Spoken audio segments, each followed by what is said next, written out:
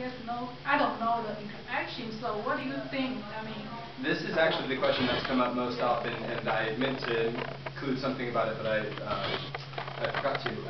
Yeah, so getting the video games, basically, right? That's kind of what we're talking about, is video games play, right?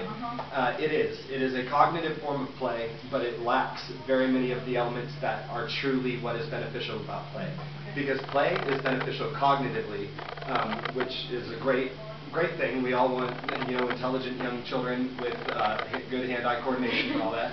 But it lacks the physical component, and it lacks the social component. Even when children are playing a video game together, they aren't really, there's not much interaction going on there. Okay. And also, there's not the opportunity for transference of values, except, unless, if we are looking at it as a transference of values, that's kind of terrifying, right?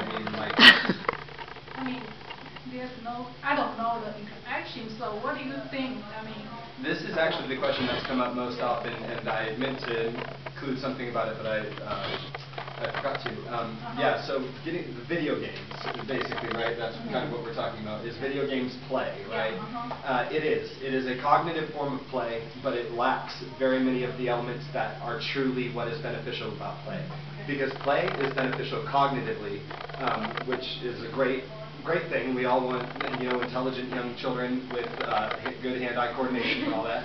But it lacks the physical component, and it lacks the social component. Even when children are playing a video game together, they aren't really, there's not much interaction going on there. Okay. And also, there's not the opportunity for transference of values, except, unless, if we are looking at it as a transference of values, that's kind of terrifying, right? Looking at the kinds of games that, yeah, but I do believe that video games are a form of play, but I just think it's a very limited form that is a detriment to children's opportunities for play in general, because it takes up so much of our time, and it's kind of easy. It's kind of hard to get your kid out to a park, but it is kind of easy to just say, oh, go play your games, go play, Yes, I will keep on going unless I stop. I was wondering, I'm sorry.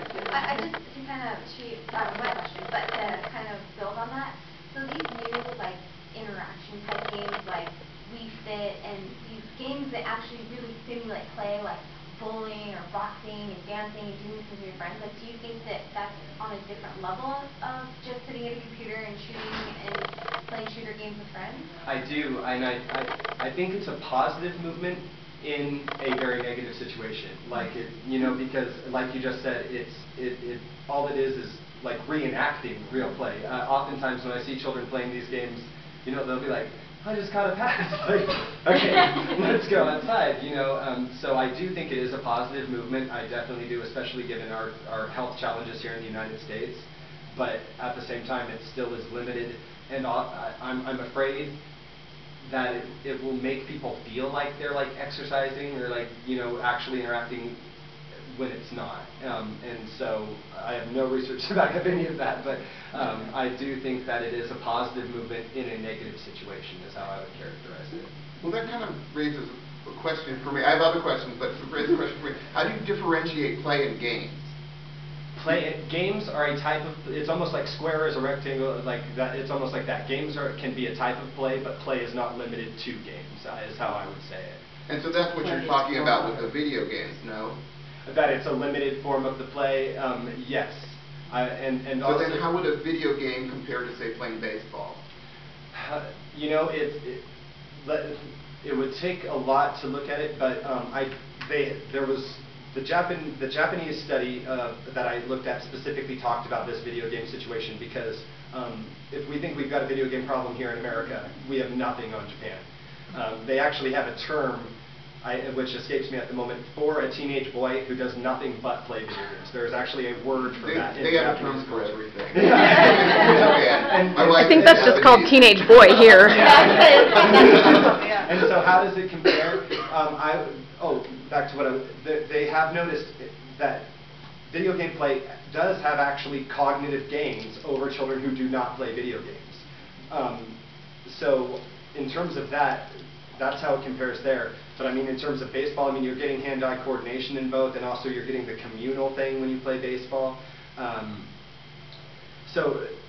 So I would say they're very similar in terms of their categorization, but in terms of what they actually produce in the child, I'd say they're very different. So yeah, that's what I was wondering, kind of, sort of related to all of these things about kind of class differences within the United States.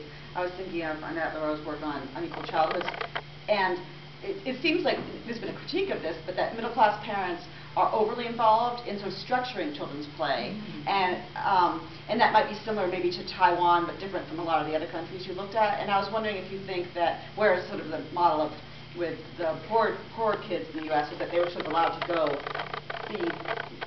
go out and play and structure their own games. And I was wondering if you think that those are just two kinds of play and they're both fine, or the parental intervention is I would say that they're both culturally adaptive to what their culture is. And so, like, since we don't have a general, I mean, America has a general American culture, but there's also a middle class culture, and so I would say that it's culturally adaptive for each of theirs, because well, just to generalize, I guess, in middle class culture, because I find this with my own child, sometimes I feel like get out of her play, like, leave her alone. And so I think that it can be overly structured, and I think this almost goes to the idea that we think that every second a child should be like gaining something, like they should always be benefiting. And this is actually something that Montessori, one of the problems I have possibly with Montessori's idea was that she kind of believed that like every second of a child's waking life should be benefiting them, growing them, and sometimes it's like, well, you should just let them have a chance to do what they're going to do. And so I do think there's benefits to both, but I do think that sometimes we overly structure children's play in the middle class society. Yes. I would, sort of related that to what you said, Heather. It was striking to me that the suggestion, the underlying theme, it seems, across your global look was a denial of agency of children. Children, I mean, in my view, are going to play.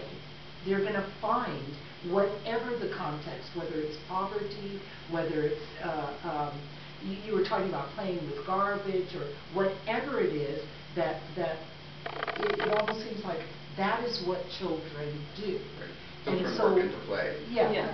So, whether those limitations, you have a list of things that will limit children's access to play, that seems culturally specific or class specific. Well, very Western specific is what I come to with that, with the poverty issue especially, because she's connecting poverty and access to television in the same 5 synopsis as an extension of television is our internet. And so it's like, well, if you are, from a third world poor country, you don't have access to television or the internet, and you're going to be more apt to play what you're at. So, like, I felt like that was a very, very Western viewpoint. Well, I might have misspoke.